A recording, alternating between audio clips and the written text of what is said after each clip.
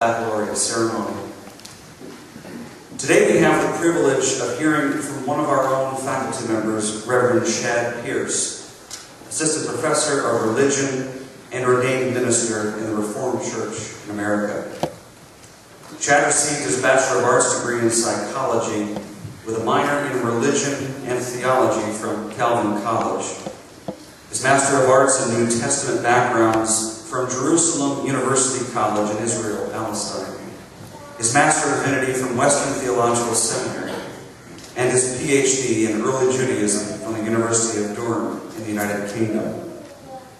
In addition to his classroom responsibilities at Central, Chad previously taught at Calvin and served as an adjunct instructor at Western Theological Seminary, Kuiper College Reformed Bible, Bethlehem Bible College, and Jerusalem University College. He also proudly served in the United States Marine Corps. Chad was senior pastor for Jamestown Reformed Church in Michigan and serves as chairperson of the Call, Care, and Standards Collaborative Group, which oversees the theological training of students preparing for ministry in the RCA. He is a member of the Society of Biblical Literature and has contributed to multiple publications, including a book, articles, dictionary entries, and conference papers.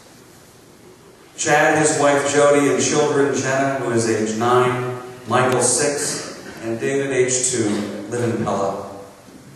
We are delighted he accepted our invitation to give the message here today. And now our featured speaker, the Reverend Dr. Chad Pierce.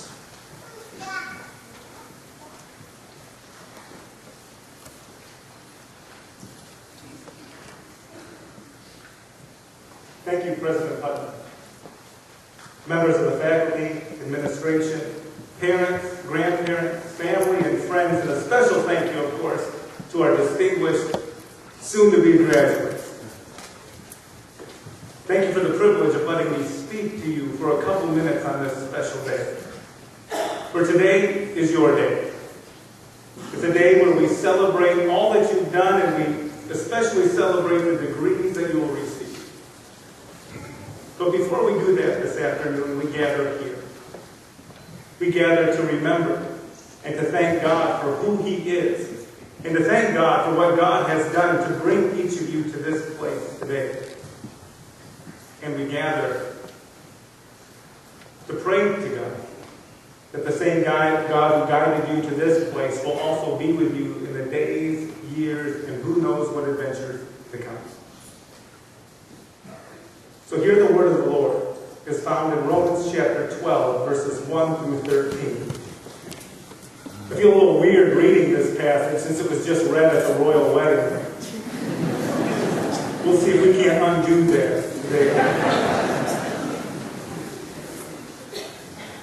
I appeal to you, therefore, brothers and sisters, by the mercies of God, to present your bodies as a living sacrifice, holy and acceptable to God, which is your spiritual act of worship. Do not be conformed to this world, but be transformed by the renewing of your minds, so that you may discern what is the will of God, what is good and acceptable and perfect. For by the grace given to me, I say to everyone among you not to think of yourself more highly than you ought to think, but to think with sober judgment, each according to the measure of faith that God has assigned. For as in one body we have many members, and not all members have the same function, so we who are many are one body in Christ. And individually we are members one of another. We have gifts that differ according to the grace given us: prophecy in proportion to faith, ministry in ministering, the teacher in teaching, the exhorter in exhortation, the giver in generosity, the leader in diligence, the compassionate in cheerfulness. Let love be genuine. Hate what is evil. Hold fast to what is good. Love one another with mutual affection. Outdo one another in showing honor. Do not lag in zeal. Be ardent in spirit. Serve the Lord. Rejoice in hope. Be patient in suffering. Persevere in prayer. Contribute to the needs of the saints. Extend hospitality to strangers. This is the word of the Lord. Thanks be to God. For as long as I can remember, I wanted to be a United States Marine. I remember as a freshman in high school getting on my bicycle and riding to the recruiter's office. I'm sure he was thrilled to see a 115-pound 13-year-old request to enlist. He told me to come back when I was a senior.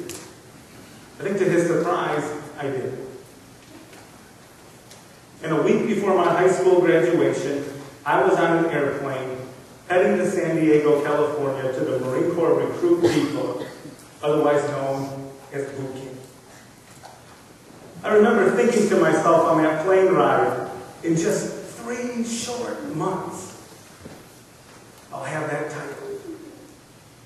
I was young and maybe a little naive, but I thought to myself, in 3 short months, I'll finally get that dress blue uniform, which looks a little bit better than the red dress that I have on today.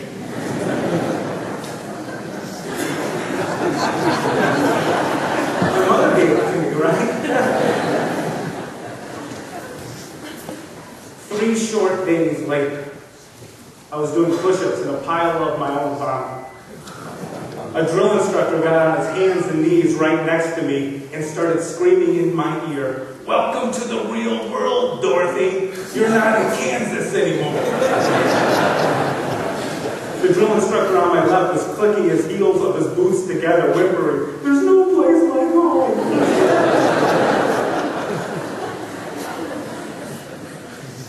I remember thinking, but not saying, 2 things. First, I'm from Michigan. I never even been to Kansas.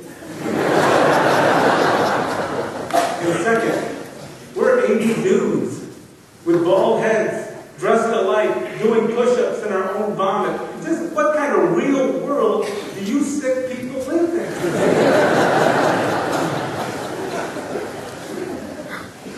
Welcome to the real world. Are you ready for the real world? Have you heard that question or thoughts lately? Any of you sick of that question or those sentiments lately? Often this time of year, I will hear meaningful people say something to this effect to our graduates that may have worked in college, but you're entering the real world now. What exactly do people mean by the real world? I was flipping through the channels, and then it came to me, it means that we're supposed to prepare you for reality television. Right? So hopefully you graduated from Central, now you can hang with J-Wop, Snooki, and even The Situation. You're laughing, you're not, right?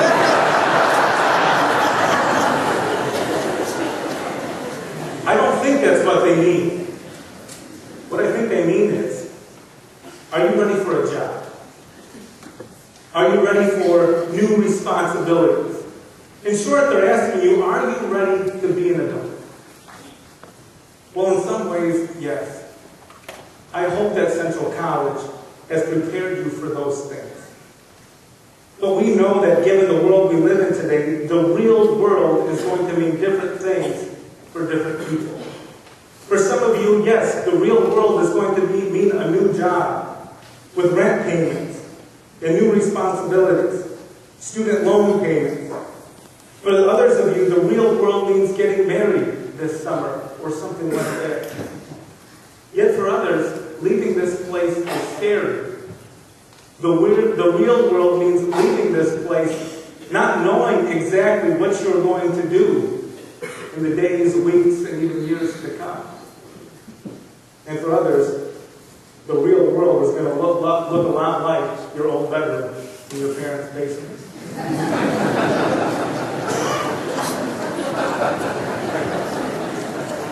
So have we prepared you for the real world? Oh, I think so.